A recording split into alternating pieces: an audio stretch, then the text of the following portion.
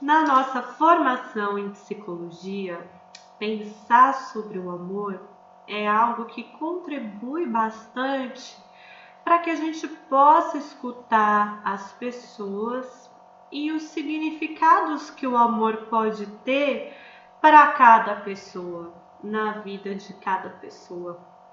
Não imagine que alguém diga sobre o quanto o amor é importante ou o quanto o amor é valorizado, o quanto essa pessoa busca o amor, o quanto o amor é um fator que motiva. Quando a gente ouve sobre o amor, é comum que exista ali uma compreensão predominante do amor como uma experiência humana e uma experiência humana, né? O amor que vem assim do fundo do nosso coração, que vem de lá de dentro, né? Então, o amor é essa experiência humana que acaba tendo um significado tão especial e uma importância tão grande, porque ele vem de lá de dentro, ele surge e transforma a nossa vida. Ele surge e mostra pra gente qual que é o nosso destino. O amor vem, faz o coração bater bem forte e lá está o sentido da nossa existência. Existe então em direção ao amor, uma série de expectativas, né? De significados mesmo que colocam o amor como essa função de mexer de uma forma tão intensa, fazer o coração disparar, acaba mostrando pra gente qual que é o caminho, qual que é o destino, qual que é o sentido das nossas vidas. Então existe uma ideia do amor como essencial, natural, espontâneo, algo que vem lá de dentro de nós, bem forte lá de dentro da gente, né? E o que nós da psicologia precisamos nos atentar é o quanto essa concepção do amor tão espontâneo encobre os aprendizados que nós temos sobre o amor. Que nossa concepção do amor não é algo que vem lá de dentro, lá do fundo, das profundezas do nosso ser. Nossa concepção sobre o amor tem muito a ver com a nossa cultura, com o momento que nós vivemos. Então, um movimento importante a ser feito, que inclusive é o nome de um café filosófico que o Contar do Caligares gravou. Deixa eu só abrir um parênteses, foi a primeira vez que eu ouvi o Contar do Caligares, quando estava passando na cultura o café filosófico. O nome é O Amor é uma Coisa que se Aprende. Eu lembro que eu estava no meu segundo ano de faculdade e eu falei assim, o amor é uma coisa que se aprende, né? Porque realmente quando a gente experimenta o amor, parece ser algo tão natural em nós, uma força mesmo, uma motivação que vem dali. Como assim eu aprendo o amor? Como assim eu aprendo a amar? E é desses aprendizados que o Contardo nos diz. É importante também a gente perceber que falar de aprendizado não significa apenas essa dimensão consciente, voluntária do aprendizado. E também não quer dizer que o amor não aconteça nas nossas vidas de uma forma surpreendente, muitas vezes enigmática, né? Existe aquele mistério, o que é que me faz olhar para alguém e entre as pessoas no mundo ser aquela pessoa que faz meu coração bater mais forte. Então, falar do aprendizado do amor não é tirar essa dimensão do mistério, do enigma, das nossas experiências amorosas, mas é perceber que existe um jeito de viver essas experiências, um jeito de contar essas experiências, de nomear o que nós sentimos, que tem muito a ver com o contexto histórico que nós vivemos, tem muito a ver com os aprendizados da nossa cultura. Então, para falar sobre o amor, é importante que a gente olhe para o nosso repertório cultural, para as músicas que nós ouvimos, para as novelas que nós assistimos, para os filmes e séries que nós gostamos, para os casais, para usar uma expressão bem 2021, né? Para os casais que nós shippamos, né? Como que o amor ele tá na publicidade, como que o amor tá na televisão, como que o amor tá nas letras de música, nas poesias, na literatura, nos romances.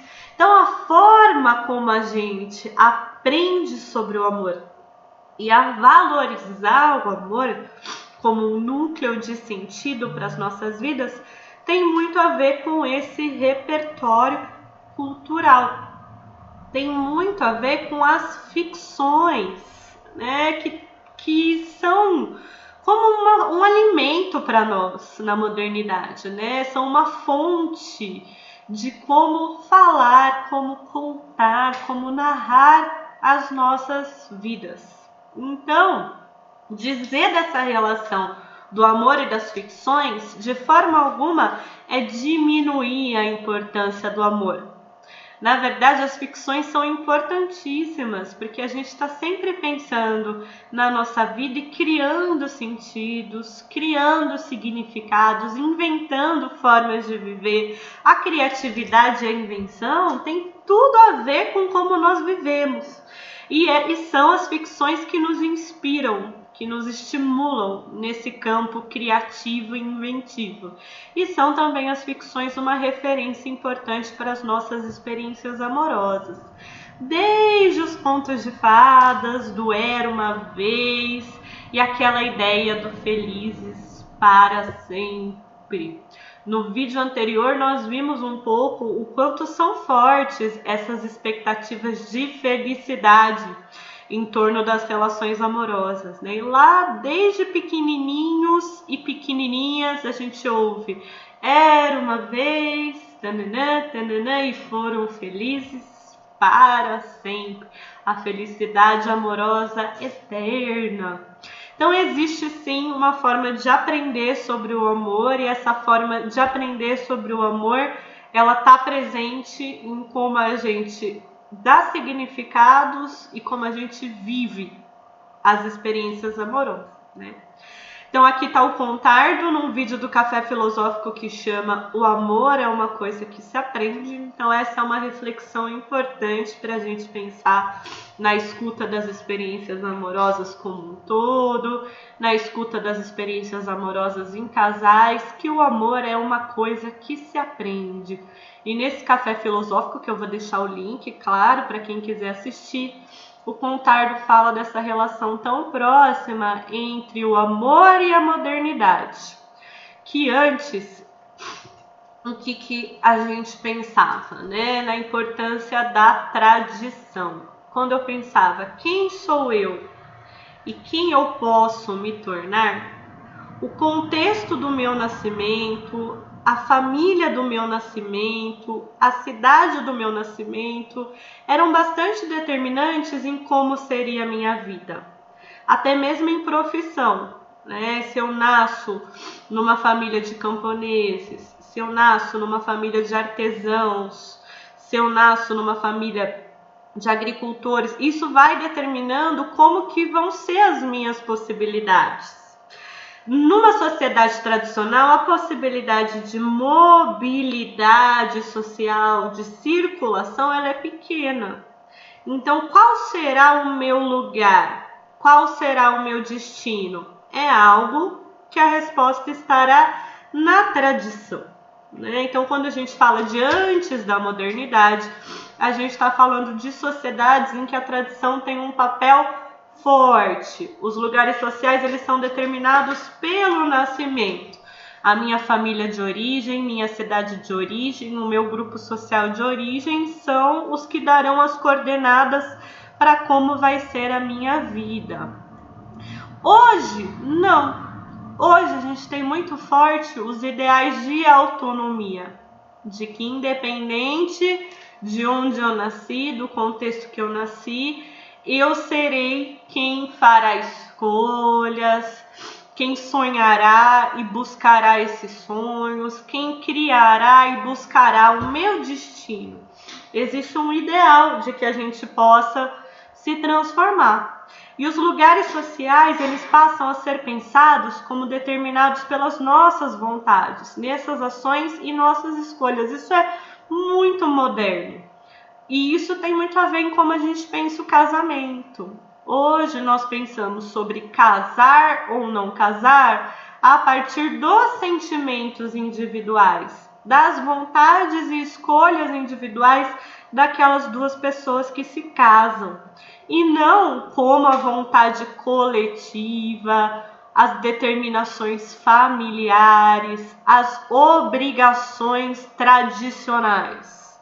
Então, olha como essa questão de qual será o nosso lugar social, qual será o nosso destino, é atravessado por essa diferença entre sociedades tradicionais e sociedades modernas.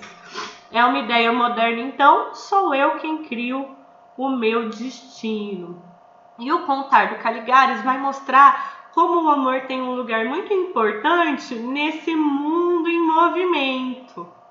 Quando o destino social, o lugar social de cada pessoa era determinado pelo nascimento, os casamentos também seguiam obrigações tradicionais. Agora, a questão do amor como motivo tem muito a ver com esse ideal de sou eu quem invento minha vida, sou eu quem crio o meu destino. E o Contardo nos traz quando essa mobilidade social vai crescendo, a circulação entre os lugares vai crescendo, principalmente nos séculos 17 e 18. Se antes obedecer às regras e tradições era um valor social predominante, passa a ser seguir o coração. A modernidade é um momento em que a gente estimula que as pessoas olhem para si e busquem as respostas em seus desejos, em seus sonhos, em suas emoções. Então, o amor ele tem um lugar muito importante nesse contexto. Um exemplo disso é Romeu e Julieta. Né? A gente fala bastante de Romeu e Julieta como uma história que é referência para a gente pensar em casais. A gente fala muito do Romeu e Julieta como se fosse uma história de amor, mas está longe de ser uma história de amor nos moldes do Felizes para Sempre, de como é feliz a vida do casal. Na verdade, o Romeu e Julieta é justamente uma história de duas pessoas que, em nome do que sentiram uma pela outra, desobedeceram, decidiram desviar, decidiram contrariar o que era esperado pelas suas famílias, o que era esperado pelas normas sociais, pelas obrigações daquele contexto social em que viviam. Então, Romeu e Julieta não estão vivendo uma história de amor de dois indivíduos que se encontram, se apaixonam e vivem felizes romanticamente o amor que escolheram. Não, é justamente como a escolha pelo amor, a escolha pelo desejo de estar juntos entra em conflito com as determinações das famílias naquele contexto. Então, o Contardo nos mostra, né, como existe essa mensagem quando a gente está diante da história do Romeu e Julieta, que o amor é um sentimento individual que não obedece às tradições nem às regras coletivas. É essa mensagem que mostra como o amor é um sentimento moderno por excelência, né? A ideia de uma escolha individual motivada por um desejo individual, por um sentimento individual, sem a expectativa de obediência a tradições e regras coletivas. Se antes as obrigações instituídas tinham esse peso tão forte, Agora são as obrigações afetivas, né? Eu faço por amor, eu preciso fazer por amor, o amor é o que importa. O amor também passa a estar num campo de obrigações. As famílias antes eram que determinavam as escolhas, né? Havia pouco que podia ser escolhido, já que o principal era a vontade e a determinação da família. E hoje é característica da modernidade que sejam nossas escolhas e desejos que determinam os nossos laços familiares. Nós falamos sobre casar por amor, sobre o amor de mãe, o amor de pai, o amor dos filhos, o amor entre irmãos. Nós já não falamos, é difícil que os laços familiares sejam pensados em termos de obrigações instituídas. Hoje o nosso vocabulário para falar das relações familiares é o vocabulário do amor, é o vocabulário das escolhas amorosas, dos laços amorosos. E isso tem muito a ver historicamente com essa proximidade entre amor e modernidade. Tá aqui a capa de uma edição, né, do Romeu e Julieta de William Shakespeare, bem nessa cena em que, em nome desse amor que contraria as obrigações familiares, que contraria as imposições sociais, a resposta é a morte. Então, pensar em Romeu e Julieta é pensar como houve esse processo de construção do amor como idealizado, do amor como fonte principal de motivação das nossas escolhas, do amor como fonte principal do que nos leva a traçar nossos caminhos, o amor como um motor mesmo da modernidade. Foram construídos então os ideais de amor a ponto de nós nos apaixonarmos pelo amor, né? O amor ele foi ganhando uma dimensão. Hoje a gente pode dizer que nós modernos amamos o amor. Um ideal de felicidade, de completude, de sentido, que é o amor que vai dar sentido à minha vida, o amor que vai dar sentido à minha existência, o felizes para sempre. Então não tem como a gente pensar as experiências amorosas e as relações amorosas sem considerar esses ideais de amor. Falaremos mais sobre esses ideais de amor no nosso próximo vídeo.